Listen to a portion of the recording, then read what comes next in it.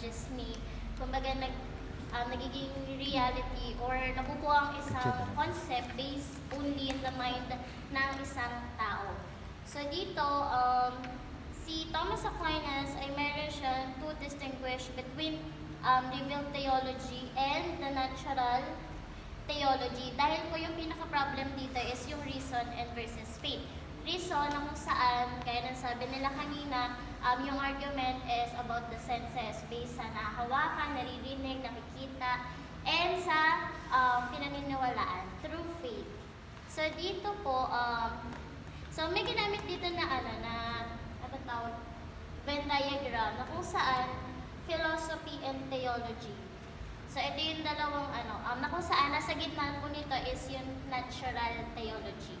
So dito po sa philosophy, syempre it's about reason, logical. Then, ang sinasabi lang dito, itong may pinag-meet silang dalawa, which is yung natural theology. So when we say natural theology, ito yung mga science, ganyan. And sa revealed theology naman, meron po ditong note, this revealed theology does not contradict yung natural theology and the philosophy, but supplement the natural theology. Kumbaga hindi siya nagko-contradict yung